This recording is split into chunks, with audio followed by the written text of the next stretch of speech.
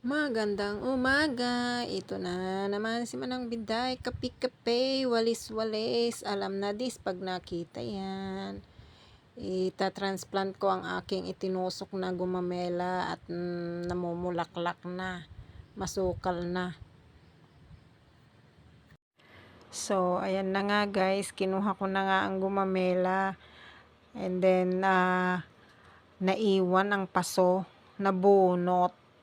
Sana'y ang gagawin ko ay dudukalin kung may kasamang lupa kasi napakasensitive ng mga ganyang gumamela guys na hindi pangkaraniwan. Ang hirap buhayin kahit buhay na may ugat na. Tapos dinadapulak, mamamatay na naman. Pero 3 puno pala yan guys, may ugat. Kaya sana mabuhay. Ita-transfer ko na sa paso. At ang paso ko naman guys ay tipid. Hindi ako nabiling paso dahil sa hirap nga ng buhay. Sa dami kong halaman. Ay ang mga paso ko ay timba lang ng pintura na pinaggamitan ng aking asawa. Enjoy ako dyan guys. Nagtatanim. Ang mga music ko. Nakikinig ako ng music na DB Gibson. Kapanahonan ko nung high school. Yan ang mga favorite na kanta, mga Tiffany. Uso pang Islambok. What is your favorite singer? Di ba may tanong na ganon. What is your favorite song? May tanong na ganon eh. Tapos yung enjoyment kong makinig ng kanta, ng music, biglang naputol. Nakalimutan ko, maghapon nga palang brown out ngayon guys. Kaya itiniloy ko na lang din kahit saan ako magpunta. Syempre, kape ang dala.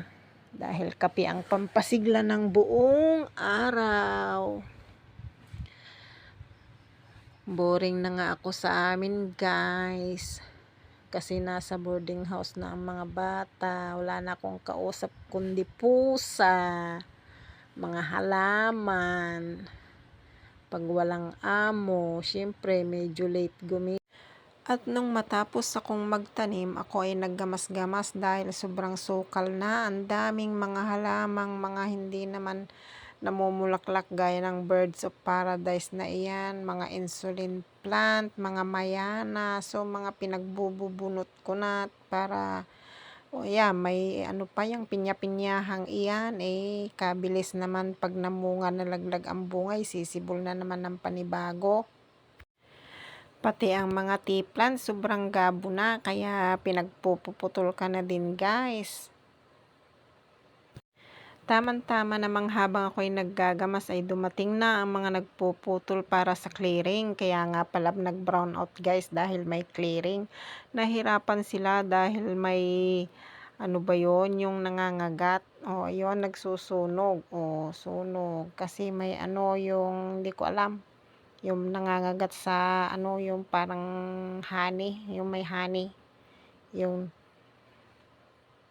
naka-request naman guys na tanggalin na lahat yung sanga. Nang matapos na ang mga nagki-clearing, napansin ko ang daan na madumi na kaya ako'y bumaba ng daan para magwalis-walis. Nakakahiya namang ipawalis pa sa mga porpoise guys mula tapat namin hanggang tapat ng aking biyanan hanggang sa tapat ng mansyon wawalisan ko. So, ayun na guys, yung mga winalis ko ay sinunog ko na din. Medyo kumlimlim dyan, kaya ako'y nagsunog-sunog na. Sorry man sa mga dumadaan, nag-amoy usok kayo, at saka yung mga natumbang mga sanga-sanga ng fortune, itinanim ko ulit guys para hindi matibag ang aming lupa sa tapat namin. Kaya yan, malinis na ang tapat ko. So ayun guys, pahinga na ang Manang Biday kasi nakaramdam na ng sakit ng ulo. Masakit yung yung pisngi ko na parang nabibingi ang aking tainga. Dahil bagong bunot ako ng ngipin dyan. Kaya ganito pati ako magsalita guys dahil medyo masakit pa ang aking bunganga. At saka isa pa nga ay nakaramdam na ako ng gutom. Nahihirapan pa rin akong ngumuya. Kaya ako'y namahinga na at baka mabantag ay naku po, malaking disgrasya, lalong walang magagawa ang inyong Manang Biday.